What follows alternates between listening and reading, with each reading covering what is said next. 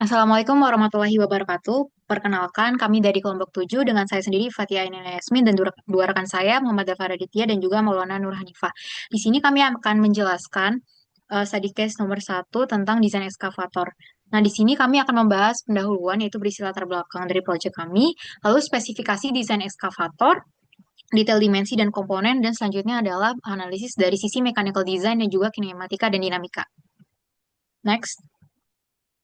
Nah, di sini mungkin uh, definisi ekskavator merupakan alat berat yang vital dalam industri konstruksi, pertambangan, dan infrastruktur. Nah, desain ekskavator yang optimal itu menganalisis dari beberapa faktor. Yang pertama adalah kapasitas beban dan jangkauan kerja, efisiensi mekanis dan konsumsi energi, stabilitas dan keamanan operasional, dan juga ketahanan struktur terhadap beban dinamis.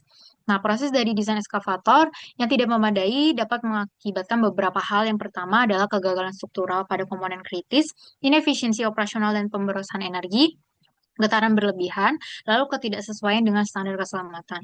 Nah, proyek yang kami lakukan ini bertujuan untuk mengembangkan desain ekskavator yang komprehensif melalui analisis mekanika dan juga kinematika dan dinamika, lalu permodelan matematika dan juga simulasi menggunakan software.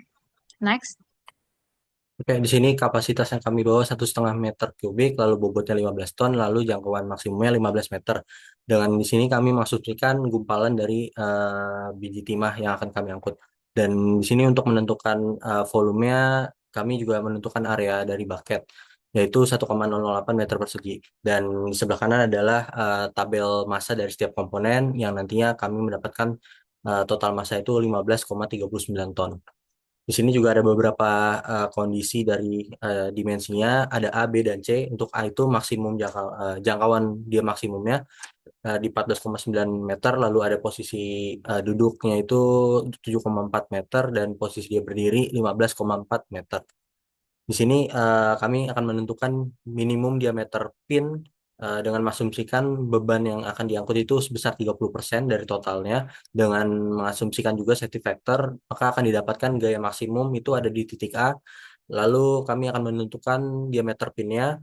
Di sini kami mengasumsikan materialnya IC 4130 dengan shear strength-nya itu 340 megapascal. Dan akan didapatkan diameter minimumnya ada di titik A, yaitu yakni sebesar 72,35 mm, dan kami komparasi dengan Caterpillar 315C dengan beban 16 ton, dia akan memakai pin sebesar 70 mm. Kemudian selanjutnya pada bagian ini kami melakukan analisa kinematika dan dinamika untuk menentukan lokasi center of gravity atau COG terhadap sistem peluruhan eskavator ini. COG sendiri merupakan bertujuan untuk menentukan titik keseimbangan suatu objek. Kemudian perhitungan yang kami lakukan di sini adalah dengan mengkalikan komponen-komponen yang berkontribusi terhadap momen terhadap sumbu X dan sumbu Z jika mengacu pada gambar diffusion kami. Untuk X dan Z sendiri dapat dicari dengan rumus A1 dikali X1 atau A1 dikali Y1 sampai AN dan juga XN. Di sini AN dan juga XN ini mewakili komponen boom, arm, bucket, boom cylinder, arm cylinder, dan juga bucket cylinder. Yaitu ada 6, maka A1 sampai A6 akan dijumlahkan, kemudian dikalikan dengan X1 dan A6, X6, lalu kemudian dibagi A1 sampai A6. Didapati X bar sama dengan 11.018,40919 mm, dan Z bar adalah 3377, 793634 mm. Next. Kemudian pada saat ini kami menganalisa gerakan sistem hidrolik yang mengatur pergerakan boom, arm, dan bucket. Perubahan panjang silinder ini menghasilkan perubahan sudut pada setiap segmen linkage yang kemudian mentransmisikan gerakan dari titik pivot hingga ke bucket. Nah, ini dapat dilihat dari gambar sebelah kiri, tengah, dan kanan, di mana upward position to maximum length ini mewakili gambar sebelah kiri menjadi ke tengah, lalu kemudian maximum length to downward position itu adalah gambar di tengah hingga gambar ke kanan. Untuk rumusnya sendiri kami di sini menggunakan S sama dengan R dikali theta rad, yaitu S adalah jarak translasi, R itu jari-jari, kemudian theta rad itu sudut translasi dalam radian. Untuk theta rad sendiri dapat dicari dengan mengkalikan derajat dengan pi dibagi 180 derajat.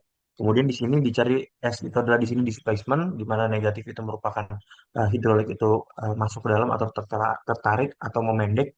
Lalu kemudian displacement yang positif itu adalah di saat hidrolik ini memanjang. Next.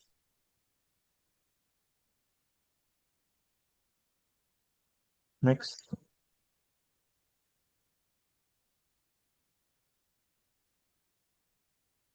Bisa di next, Aman. Dava. Belum terganti di saya. Oke, thank you. Oke, jadi kesimpulannya pada tugas ini kami melakukan perancangan ekskavator dengan kapasitas 1,5 meter kubik, operating mass lebih kurang 15 ton dan jangkauan maksimum 15 meter. Untuk materialnya sendiri kita menggunakan HSA steel digunakan pada boom, lalu kemudian arm untuk menahan beban lentur, lalu Hardox 400 yang digunakan pada bucket untuk menahan abrasi, kemudian aluminium 6061T 6 pada linkage untuk mengurangi massa, dan stainless steel pada silinder untuk menjaga integritas terhadap tekanan fluida. Hasil analisa gayanya ini menunjukkan bahwa join C menerima beban kurang lebih 271 kN, kemudian sehingga titik ini menjadi fokus untuk penentuan diameter pin minimum yang berdasarkan asumsi material IC 4130 dan safety factor di angka 5, sehingga didapati diameter aman adalah 72 mm.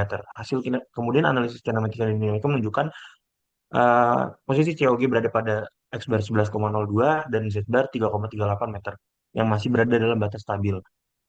Secara keseluruhan desain ekskavator ini dikembangkan dengan cukup stabil, aman, dan memenuhi kebutuhan operasi. Pemilihan material, perhitungan gaya, dan evaluasi pusat massa menunjukkan bahwa desain ini telah mempertimbangkan aspek kekuatan struktur, efisiensi gerak, dan keselamatan operasional, sehingga layak untuk diimplementasikan dan dikembangkan pada tahap rekayasa lebih lanjut. Next.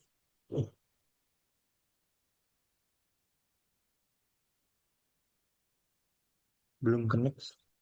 Ini nih referensi yang kita gunakan. Sekian dari kelompok 7. Terima kasih.